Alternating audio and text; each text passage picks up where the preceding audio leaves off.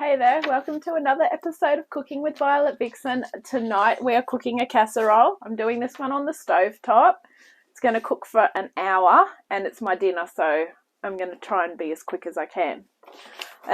Here's what it's called, beef and vegetable casserole. We don't need a lot, which is good. What I suggest you do is if you can get your steak from the butcher and the butcher cuts it up, that is going to save you so much time.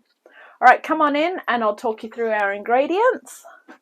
We're also going to need a large stock pot or a large, what do you call it, a pot. Okay, so we've got olive oil, 1.5 tablespoons, 1 kilo of chuck steak trimmed and cubed, 1 brown onion, which I'm going to chop up, 2 carrots, which I'm going to peel and roughly chop up, 2 Desiree potatoes, we're going to peel and cube those, 2 celery stalks chopped. I've had these in the freezer for a while. I don't look like needing celery for a while, so I'm just going to use all of that. 1.5 cups of beef stock. I'm going to make that up from beef stock powder. 2 tablespoons of tomato paste. I like these ones because there's no waste. One of those is 2 tablespoons. So for this, that is perfect. And I've still got 3 sachets left. And then finally, 2 teaspoons of dried thyme.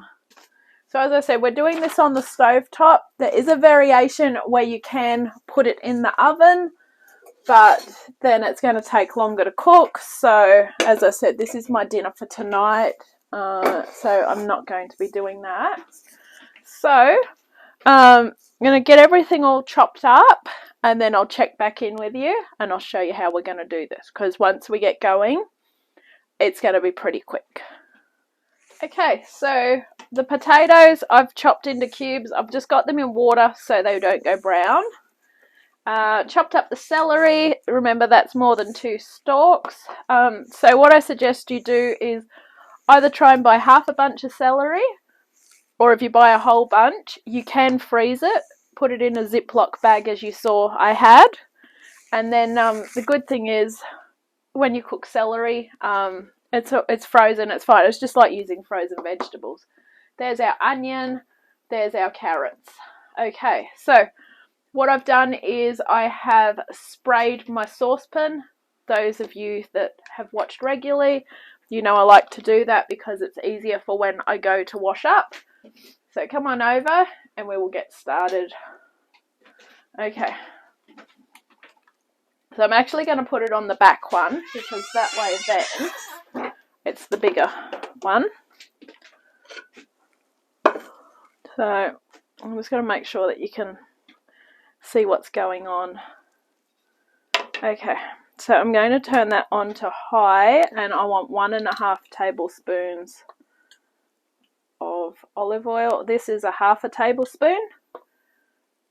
It's easier than dirtying another one. Oh, perfect. Look at that. I'm just going to use the rest of it up.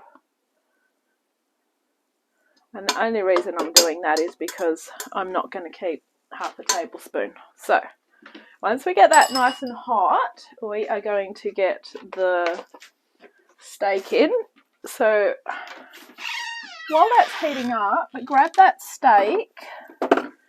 As I said, if you can get it cut up from your butcher, 10 out of 10. If not, you will need to cut it up yourself. So what I'm going to do is just pop it through the colander. Now we're cooking it in batches. So what we need to do, I'm just going to wash it.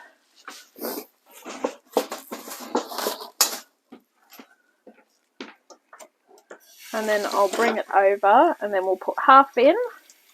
When it's browned, we take it out and then we put the other half in. Now he's left me a little bit of fat on it, which is actually good because you do want a little bit of fat in it, otherwise it's going to get too dry. So I'm going to pop half of this straight in.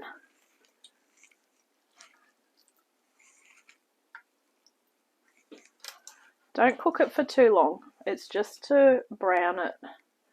And you'll know it's brown because it won't be that colour. That makes a lot of sense, doesn't it?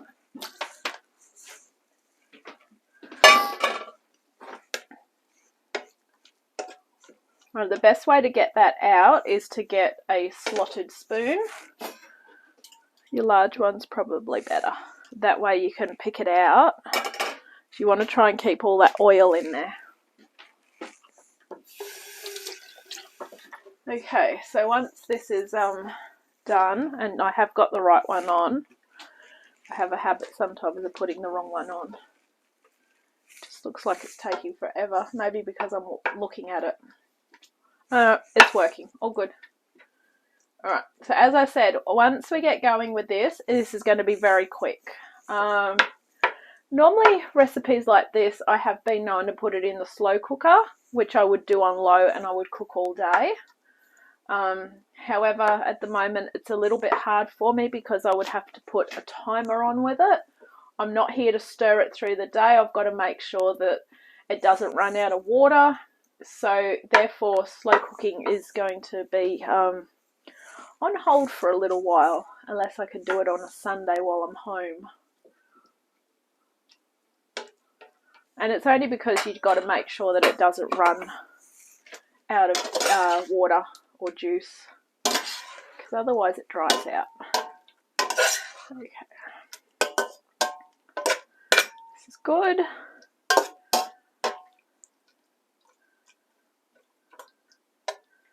Getting it browned. Just flip the pieces over.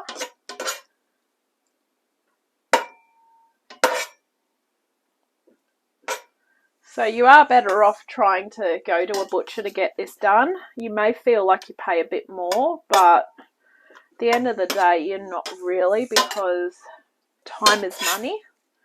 And it used to take me forever to cut up things like this. So, or you'd end up having to buy more than you need, and that's a pain in the bum too.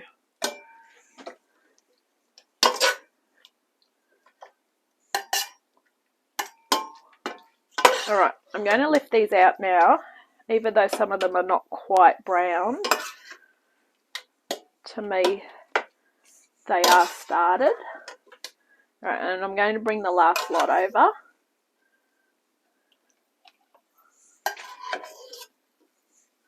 Alright, let's fly the last lot over, plonk them in. Just going to take that piece to feed my little friends that are hanging around.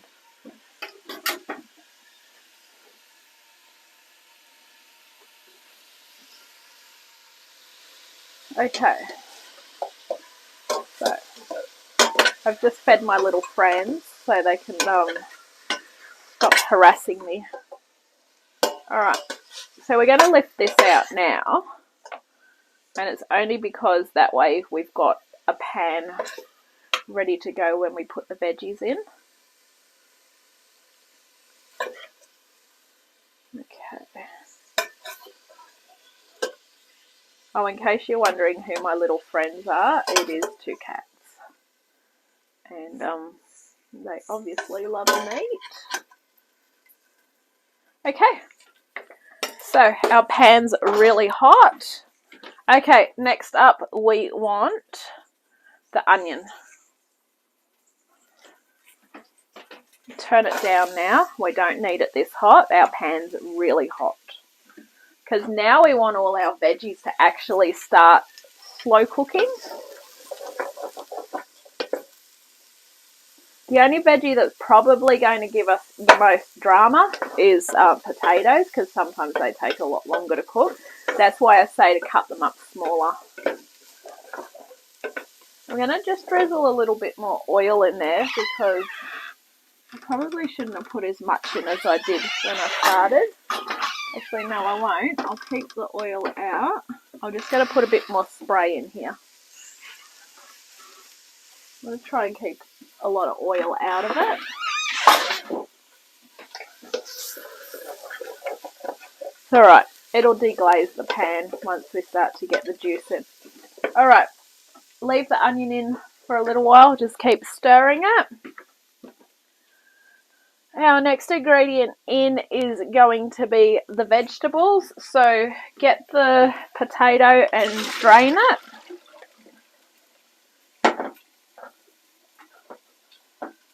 leave a bit of water on it if you can, because that will add a bit of liquid to the pan. And grab that carrot. And of course the celery. So we are actually starting to add some liquid now as we're going with this, because we've got vegetables that make their own liquid. Look at that, 4 sorts of vegetables. Excellent. All right, feeling healthy already, aren't you? Okay, the beef is going to go back in a moment once we just get the vegetables a little bit started. So we can remove the slotted spoon, we don't need that anymore. Give this a real good stir. Now as you can see, we're quite full here. This is good though. Alright, I'm just going to put this back in now. Any juice from the meat, put that in as well. Alright, and just try and push it down a bit. Okay, next up, we want our 1.5 cups of beef stock.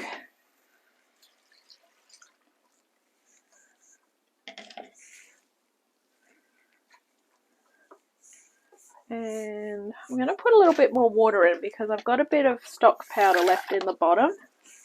And I don't think it's going to hurt to put a bit more water in it. We also need our 2 teaspoons of dried thyme. And finally our tomato paste. I'm just hoping I've got enough dried thyme here actually. You know how you look at something and you go, yeah, that should be enough. And then on the day you go, oh, I don't know. Anyway, we shall find out. 1. And of course I have a habit of buying extra herbs when I don't need them as well. Okay, good news. I had enough time. Bad news is for next time I've got none. Okay, so all I do while I'm thinking of it, where I keep the thyme, is I cross it out so I know that when I go looking for it, I ain't going crazy, I just haven't got any. Alright. Now I'm going to turn it back up high because I want to bring it up to the boil as quick as I can, because once we're boiling we're going to turn it down and we need to cook it for an hour. And if you're like me and this is your dinner, you want it to cook pretty quick.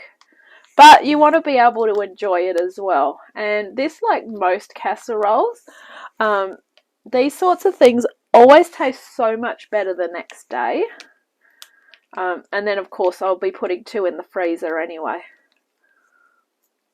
So they will get their day eventually. Okay, give that a stir. Okay, so if you was going to use the slow cooker for this, you'd basically do it the same way, with the exception of you should brown the meat first. Quite often I have been known to just chuck it all straight in. The correct way to do it in a slow cooker is to brown the meat first. And you will have to put extra liquid in because 1.5 cups is not much and it might dry out. So you could do 4 hours on high, but I always like to do low for 8 hours and just keep checking it and stirring it. And that's what I mean, like I'm at work, so I'm not here to stir it. So that's why I've sort of abandoned the slow cooker, which is a shame because I really like using it. If, however, you do decide you want to finish this one in the oven, once you bring it to the boil, you can put it into a casserole pot and something that could go in the oven, and you will need to cook it at 150 degrees for an hour to 1.5 hours. So first of all, you're going to need a really big casserole pot, and second of all, it's going to take longer to cook. So stovetop's probably the easiest way to do it. Alright, we're starting to come to the boil. Just trying to get that tomato paste through. We are going to put the lid on when we do it, but I always like to leave the lid off a little bit. And by that, I mean like this.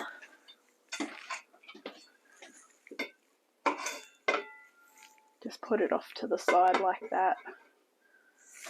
That way it can breathe. Alright, so I think we sound like we're coming to the boil. Once we are fully boiling, we're going to turn it down.